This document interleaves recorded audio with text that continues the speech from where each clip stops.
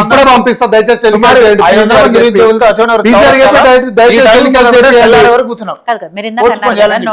Post phone చేయాలని వెళ్ళాము అనేది అది ఎప్పుడు వెళ్ళారు మీరు?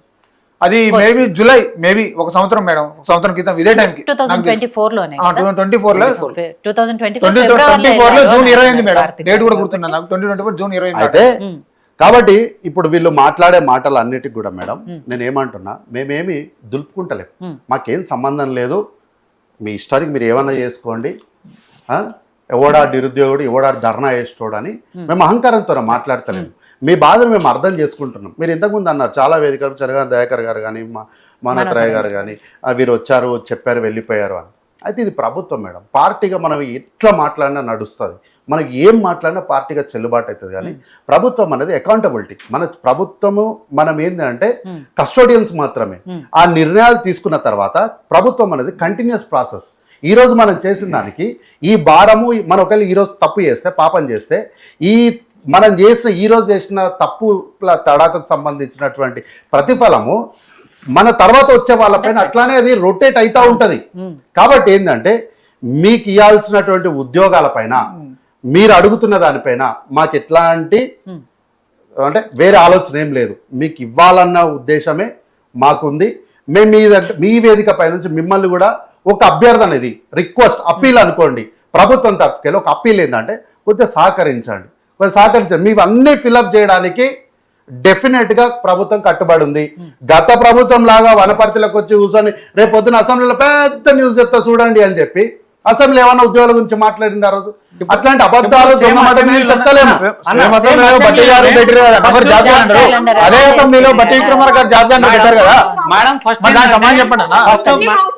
పావని గారు అదే అసెంబ్లీలో బట్టి గారు చెప్పారు కదా. ఒక్క నిమిషం మాట్లాడండి. మీరు మాట్లాడండి, ఇందాక నుంచి మాట్లాడతానన్నారు. ఇప్పుడు ఆయన మాట్లాడిందే వింటున్నారు కదా, ఎన్ని అబద్ధాలు చెప్తున్నాడో. తెలంగాణలో మీరు అన్ని నిజాలు చెప్తారులే అమ్మ, పొద్దున్న లేచి మీరు అన్ని నిజాలు చెప్తారు. అబద్ధపు పునాదుల మీద అధికారంలోకి వచ్చింది కాంగ్రెస్ పార్టీ, ఓకేనా? యోయో టీవీ ప్రేక్షకులు ఎంత మీరు అన్ని నిజాల మీద 2014లో మీరు అన్ని నిజాల మీదనే వచ్చారు. దళితులకు 3 ఎకరాలు ఇస్తామని మోసం చేశారు, ఇంటికి ఇస్తామని మోసం చేస్తాము. ఏం చేస్తాం మనము? మనం చేసింది ఏం లేదు. అబద్ధాల మీద అబద్ధాల పునాదులు అంటే వారు సత్యహరిశ్చంద్రులు, వాళ్ళ నాయకుడు సత్యహరిశ్చంద్రుడు పైనుంచి కిందికి దిగొచ్చిండు. ఈ ఆయన గురించి మాట్లాడుతుంది మేడం గారు. మా నాయకుడు సత్యహరిశ్చంద్రుడు. అవును తెలుసు. ఇగో మేడం మీ సత్యహరిశ్చంద్రుడి గురించి, ఇగో మీ సత్యహరిశ్చంద్రుడి గురించి, ఇగో మీ సత్యహరిశ్చంద్రుడి గురించి మేడం ఇవన్నీ మీ సత్యహరిశ్చంద్రుడివే.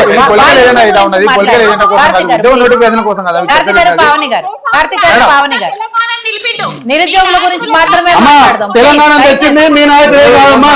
ఇగో కోర్టు చెప్పిండు, మీ నాయకుడు కోర్టు చెప్పిండు నాకేం సంబంధం లేదంటే టీజేఎస్సీ అని చెప్పి, టీజేఎస్సీ అని చెప్పి కోర్టు చెప్పిండు మీ నాయకుడు సత్యహరిశ్చంద్రుడు. ప్లీజ్ దయచేసి పావని గారు మీ పొలిటికల్ డిస్కషన్స్ వద్దు దయచేసి. నిరుద్యోగుల గురించి మాట్లాడదా, వారి సమస్య గురించి మాట్లాడదు. ఒక్క నిమిషం అండి, చెప్పండి.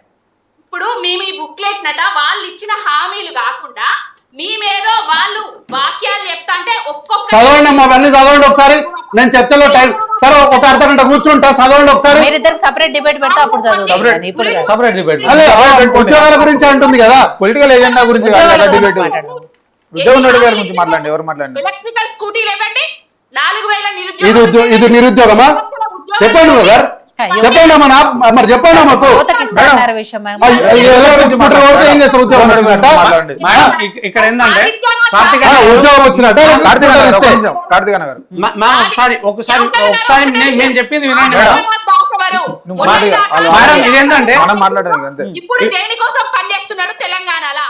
బనకచెర్ల నీళ్లు తరలించడానికి ఎవరెవరు ప్లాన్ చేస్తున్నారు? బనకచెర్ల మీ గురువారు అయినటువంటి చంద్రశేఖర్ రావు గారు, వారి గురువారు అయినటువంటి చంద్రబాబు నాయుడు గారు కోసము ఆ బనకచెర్ల చేస్తున్నారు. రాయలసీమ రత్నరాయలసీమ కావాలని మీ గురువు గారు సత్యహరిశ్చంద్రుడు అనొచ్చిండమ్మా. నిరుద్యోగుల సమస్య గురించి మాట్లాడండి అంటే మళ్ళీ మీరు బనకచెర్ల గురించి లేకపోతే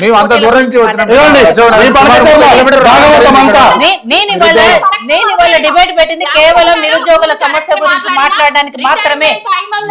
రిటైర్మెంట్ అయిన వాళ్ళను కేసీఆర్ గారు పెట్టుకున్నారు అని చెప్పిండ్రు. మరి ఆ ఉద్యోగం గురించి అమ్మా మీకు ఆ మాత్రం తెలియదా?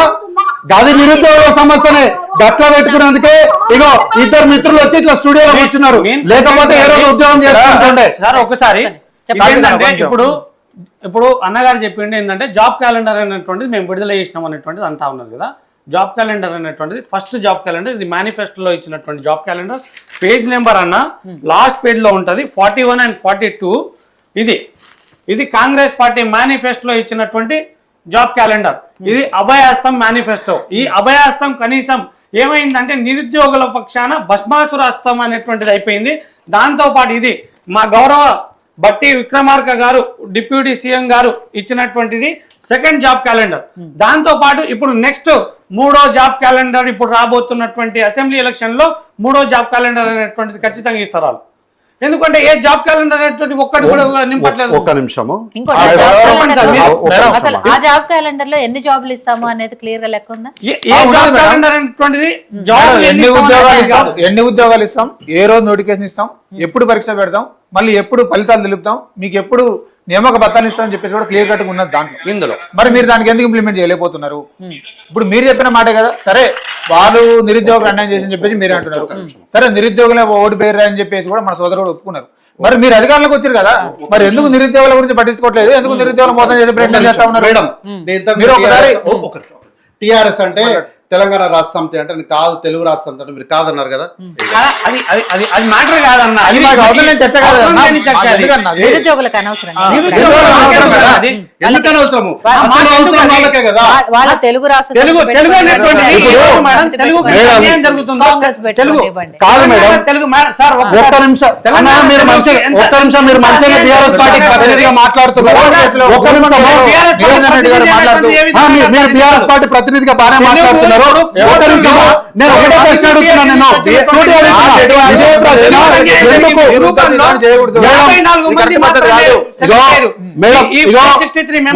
మీరు టీఆర్ఎస్ పార్టీ ప్రతినిధిగా మంచిగా మాట్లాడుతున్నారు. నేను అడిగిన సూటి ఈ రోజు అడుగుతున్న 18 నెలలన్న ప్రశ్నని మీరే లేవనెత్తారు కదా. ఈ రోజు 18 నెలలకు లేవనెత్తిన ప్రశ్నని ఎందుకు 2016 అంటే 2014 నుంచి 2016 అనేది 18 నెలలు ఎందుకు ప్రశ్న లేవనెత్తలేదు?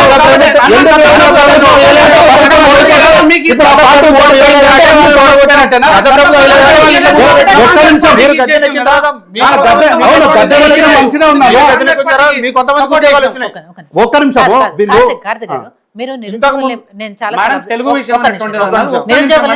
చాలా సార్లు నేను అబ్జర్వ్ చేశాను. వాళ్ళు అడిగినప్పుడల్లా వాళ్ళని బీఆర్ఎస్ ప్రతినిధులు ఉద్యోగాల గురించి వాళ్ళు ప్రతిసారి చూపిస్తున్నాయి. ఏంటిది? ఏది ఎవరున్నారు అక్కడ? నేనున్నానా? ఎవరు నువ్వు కాదు కదా, మరి ఎవరు ఇక్కడ ఉన్నది? నువ్వైతే కాదు, క్లారిటీ నాకు ఉంది. ఎవరు చెప్పు అన్న, చెప్పు. ఇది ఒక్క ఫోటో మొత్తం మాట్లాడదు కదా. ఒక్క ఫోటో ఒకటి ప్రజాస్వామ్యంలో ఇప్పుడు ఆయన బీఆర్ఎస్ కాంగ్రెస్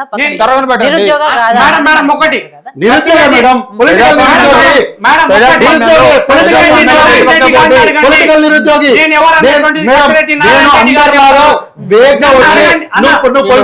నువ్వు పొలిటికల్ అప్లికేటెడ్ అని నేను చెప్పలే. గతంలో నేను మాట్లాడినా విత్ ప్రూఫ్ చూపించిన, ఇప్పుడు మాట్లాడినా విత్ ప్రూఫ్ చూపిస్తున్నా. ఏమనాలి చెప్పండి, ఇంకా ఏమనాలి? నేను ఎవరు అన్నారు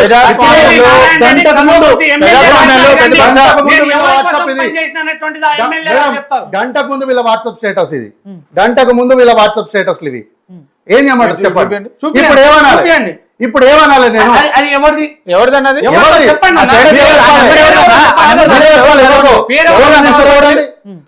వాట్సాప్ తీసి పెట్టండి. అదే చదవండి. నేను ఏమంటున్నా, నేను ఎప్పుడు కూడా వేగ్గా ఎట్లాంటి ఆరోపణలు చేయను.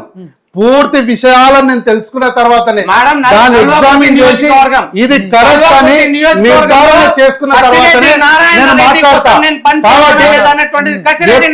కాబట్టి పోలీస్ వంశీచంద్ర రెడ్డి గారిని అడగండి. ఏం అడగాలి? ఎవరి కోసం పనిచేసినాం ఆ రోజు? మీరు నిరుద్యోగులు కదా. మీకు రాజకీయాలు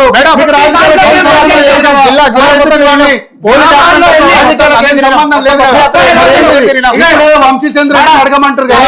లేని వంశీచంద్ర రెడ్డిని ఎందుకు ఉన్న ఇక్కడ ఈ ఫోటోకి సమాధానం చెప్పండి. నేను చెప్తాను.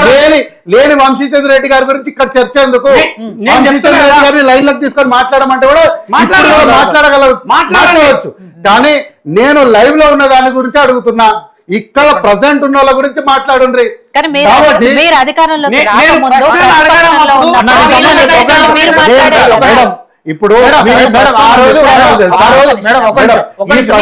ప్రతిపక్షంలో ఉన్నప్పుడు మీరు మాట్లాడారు. ఇప్పుడు నా ప్రశ్న చాలా క్లియర్ గా చెప్పిన. ఏమని 18 నెలలు అయ్యింది, ఏమైంది అని మా మేనిఫెస్టోని తీసి ఈ రోజు చాలా గట్టిగా మమ్మల్ని ప్రశ్నించారు కదా. ఈ ప్రశ్న ఆ 18 నెలలకు ఎందుకు అడగలేదన్న ప్రశ్న నేను కన్ఫైన్ అవుతున్నా. దాని ఒక్కదానికి సమాధానం చెప్పానంటే మీతో అంతా తర్వాత మాట్లాడండి. ఏంటంటే ఇప్పుడు సార్ గారు చూపించారు కదా, దానికి నేను సమాధానం ఇస్తా ఉన్నా. మేము ఎందుకు అంటే కాంగ్రెస్ పార్టీ కోసం మేము ఎందుకు పనిచేసినాం అనేటువంటిది చెప్తాం. ఎందుకంటే రియాజ్ సార్ గారు ఏం చెప్పారంటే, ఇప్పుడు ఈ ప్రభుత్వం ఎలాగో మనకి ఇస్తలేదు, రాబోయే ప్రభుత్వం మనదే ఉంది, 3 నెలల్లో ఖచ్చితంగా మన ప్రభుత్వం వస్తా ఉంది, 3 నెలలు పుస్తకాలు పక్కన పెట్టి ఊరూరు తిరగండి, గ్రామాలు తిరగండి, మండలాలు తిరగండి, మన ప్రభుత్వం వస్తా ఉంది, మన ప్రభుత్వంలో 2 లక్షల ఉద్యోగాలు ఖచ్చితంగా మేము నింపబోతా ఉన్నామని చెప్పి రియాజ్ సార్ గారు మాకు ఉసిగొలిపారు కదా. ఆనాడు మేము ఏ పార్టీ అనేటువంటిది తెలియలేదా సార్? అదే అడుగుతున్నాను. ప్రతిపక్షంలో ఉన్నప్పుడు రేవంత్ రెడ్డి గారు ప్రెస్ వచ్చి మాకు మధ్య జరిగింది కదా. ఆ రోజు పోలీస్ నోటిఫికేషన్ కోసం ఒక్క నిమిషం మేడం, చెప్పింది ఏమంటారు అన్నారు. నేను ఏమంటున్నా, మీరు ఈ రోజు ఇక్కడ మీరు ఉసిగొల్పింది, అది చేసింది, రియాజ్ సార్ చేసిండు, ఎక్కడెక్కడో ఉన్న వాళ్ళ గురించి చెప్తున్నారు. మీరు అడిగిన ప్రశ్ననే నేను రీఫైన్ చేసి అడిగిన. ఆ ప్రశ్నకు సమాధానం మాత్రం చెప్తలేరు వీళ్ళు. ఏం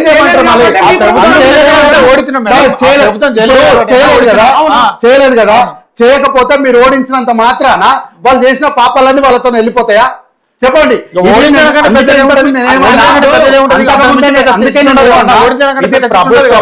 ఇది కంటిన్యూస్ ప్రాసెస్. మేము ఈ రోజు తప్పు చేస్తే ఈ తప్పుకు సంబంధించిన పాపము నెక్స్ట్ వచ్చే ప్రభుత్వం మీద పడుతుంది. దానివల్ల మీలాగా మరొకరు కూడా ఇబ్బంది పడతారని అందుకే నేను మీరు అర్థం చేసుకోవాల్సింది ఏంటంటే, ఈ రోజు జరుగుతున్న ప్రతిదీ కూడా మీరు ఏదైతే కష్టపడుతున్నారో, మీరు ఏదైతే ఇబ్బంది పడుతున్నారో, ఈ వీటన్నిటికీ కారణం మూలం అంతా కూడా కాంగ్రెస్ పార్టీ కాదు, కాంగ్రెస్ నేతృత్వంలో ఉన్నటువంటి ప్రభుత్వం కాదు, బీఆర్ఎస్ పార్టీ నేతృత్వంలో ఉన్నటువంటి ప్రభుత్వం చేసినటువంటి తప్పులు. వాళ్ళు రిటైర్మెంట్ వయసును పెంచడం వల్ల, రిటైర్మెంట్ బెనిఫిట్స్ ఇవ్వాల్సి ఒక ఉద్దేశంతో వాళ్ళను రిటైర్మెంట్ సంబంధించినటువంటి వయసును పెంచడం వల్ల వాళ్ళకు 3 ఏళ్లు పెంచితే మీకు 6 ఏళ్లు మీరు వెనక్కిపోయినరు. ఇప్పుడు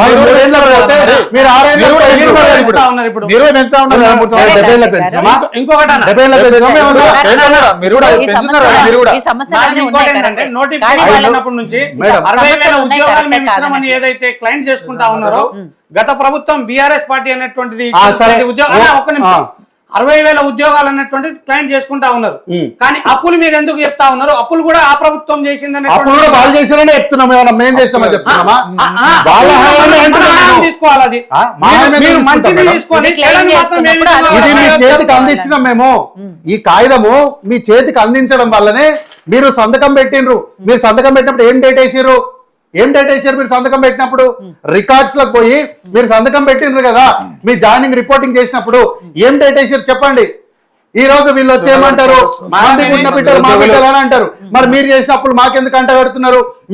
మీరు బిల్లులు తాకట్టు పెట్టిపోయినారు కదా, ఆ బిల్లులకు మాకేం సంబంధం ఉంది? ఈ రోజు వచ్చి మళ్ళీ సర్పంచ్లకు మీరు ఏం చేస్తలేరు ఎందుకు అని మళ్ళీ వీళ్ళు ఎందుకు ప్రశ్న అడుగుతున్నారు? మరి ఆ బిడ్డ మీకే ఉంటుంది కదా, మీరే ఎత్తుకొని జోలవాడండి. మళ్ళీ మాకెందుకు అంట మళ్ళీ అట్లనే మాట్లాడుతున్నారు. వాళ్ళు ఇచ్చినటువంటి అపాయింట్మెంట్ మేము క్లెయిమ్ చేసుకుంటలేము. వాళ్ళు ఇచ్చిన అపాయింట్మెంట్ మేము క్లెయిమ్ చేసుకుంటలేము. మేము ఇచ్చిన క్లెయిమ్ కు మాత్రం అపాయింట్మెంట్ మాత్రమే మేము క్లెయిమ్ చేసుకుంటున్నాము. అదే అన్న, ఇప్పుడు vacancy ఉద్యోగాలతో సంబంధం లేకుండా ఉద్యోగాలు పనిచేస్తామని చెప్పి మేము ఇచ్చిన అన్నారు కదా. ఆర్డర్ తప్పు బ్రదర్. ఓకే, మేము ఇచ్చిన ఆర్డర్ తప్పు. ఒక పని చేద్దాం, మీరు రిపోర్టింగ్ పోయి సంతకం పెట్టింటారు కదా ఎంట్రీ లాగా, ఆ రోజు మీరు మొట్టమొదటి డేట్ ఏమేసి చెప్పండి. ఆ డేట్ వేసిన రోజు ముఖ్యమంత్రి ఎవరు, ప్రభుత్వం ఎవరు, ఎవరి హయాం ఉంది. కాబట్టి మీరు దయచేసి ఏంటంటే పైన బీఆర్ఎస్ పార్టీ నాయకులు మాట్లాడేదాన్ని విని ఇదే నిజమేమో అనుకొని భ్రమలో మాట్లాడకండి. సరే కాదు. మీరు అందరూ కూడా విద్యార్థులు, scholars, 60,000 మీరందరూ మేధావులు. మీరే మీరు మాట్లాడేటప్పుడు ఓకే. ఏంటంటే చాలా ఎగ్జామిన్ చేసుకొని ఇది రాజకీయంగా మాట్లాడుతున్నామా, నిరుద్యోగుల పక్షాన మాట్లాడుతున్నామా, ప్రభుత్వాన్ని ప్రశ్న వేస్తున్నప్పుడు ఈ ప్రశ్నకు ప్రామాణికం ఏంటి, దీని ఉత్పన్నమైనటువంటి విధానం ఏంటి, ఇవన్నీ కూడా మీరు ఎగ్జామిన్ చేసుకొని ప్రభుత్వం పైన దాడికి వస్తారా, ప్రభుత్వం పైన ముట్టడికి వస్తారా, ప్రభుత్వం పైన ధర్నాకు వస్తారా, ఇవన్నీ మీరు ఎప్పుడు చేయాలి తెలుసా? నేను చేసిన అన్ని దాడికి విషయాలను నేను వివరించి చేసిన చేసిన దాడికి అలాంటి notification అయిపోయినాయి, అవి కూడా ముచ్చట. చదువుకుందాం. మీరు చేసినా నేను అనలే, మీరు చేసినా అనలే. Notification ఇవన్నీ మేము చేయొచ్చు, కూర్చుంటాం. ఇవన్నీ చేయొచ్చు. ఎప్పుడు చేయాలి ఇవన్నీ?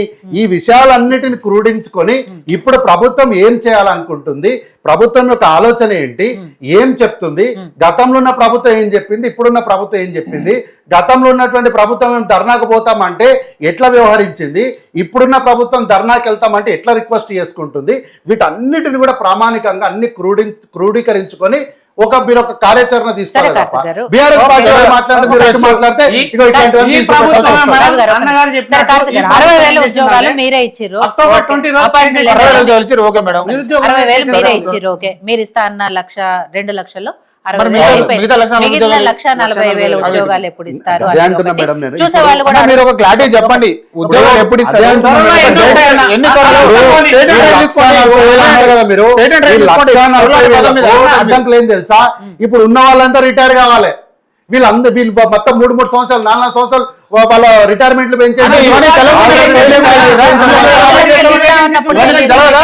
కాదన్నా, ఇవన్నీ తెలవకుండా 2 లక్షలు ఉద్యోగాలు చేసి మేడం చెప్పారా? వీళ్ళు ఇవన్నీ తెలియకుండా తెలియకుండా దాడి చేస్తున్నాం మేము. తెలియకుండా కొన్ని చేసిన రోజు మీరు- లక్షల జీవోలను ఎవ్వరికి తెలియకుండా కింద అట్టపెట్టలు పెట్టి దాచిపెట్టిపోయారు. ఇప్పుడు రిటైర్మెంట్ ఏది వయసు ముట్టుకున్నా పెంచింది అయితే ఎక్కడ దాచిపెట్టి మేడం దీనికి ఓపెన్ గా చాలా దాచిపెట్టి ఇంటర్లింక్ జీవోలను వీళ్ళు దాచిపెట్టిపోయారు. ఏది ముట్టుకున్నా న్యాయపరమైనటువంటి చిక్కులు ఉన్నాయి. ఈ విషయాలను ప్రజలకు కానీ మామూలుగా మనకైనా సరే ఈ రోజు ప్రతినిధిగా కూర్చున్నా కాబట్టి ఈ విషయాలు కొంత ఇన్ఫర్మేషన్ ఉంది కాబట్టి నేను ఏమంటాను, మామూలుగా నేను కూడా ఇలా ప్రేక్షకుడిని అయితే ఇవన్నీ మాకు వద్దురా భయ్, మాకు ఉద్యోగం ఎప్పుడు ఇస్తావు చెప్పు అవతల వ్యక్తిగా మన ఆలోచన ఎట్లుంటది వాడు ఏం చేసిండో మాకు తెలియదు భయ్, వాడు చేయలేదు, మనం ఓడగొట్టాం, ఇంటికి పంపించడం అయిపోయింది, మాకు ఉద్యోగాలు ఇవ్వాలి, నువ్వు ఇస్తావయ్యావా చెప్పు అని అంటారు. కానీ ప్రజల్ని కూడా నేను రిక్వెస్ట్ చేసేది ఏంటంటే దీనికి సంబంధించినటువంటి ఒక్కసారి మీరు ఎనాలిసిస్ చేయండి. అసలు ఏం జరిగింది, 10 ఏళ్లలో ఎట్లా మన వ్యవస్థలన్నీ ధ్వంసం చేయబడినాయి, ఇప్పుడు ఉన్నటువంటి ప్రభుత్వం ఏం చేస్తుంది అనేది కొంత ఎనాలిసిస్ చేసుకుంటే కాబట్టి మేము ఇవ్వమని చెప్తారంటే ఇవ్వమా ఏం చెప్పలేదు. అందుకేమన్నా 10 ఏళ్లలో విధ్వంసం జరిగింది కాబట్టి ఇప్పుడు మేము ఇవ్వలేకపోతున్నాం. ఇదేనా మీరు చెప్పేది? లేదు, నేను ఏమన్నా అందుకే మొదట్లో మీరు ఈ మాట చివరికి దిచ్చి ఇట్లాంటి పాయింట్ అంటారని మొదట్లో ఏం చెప్పినా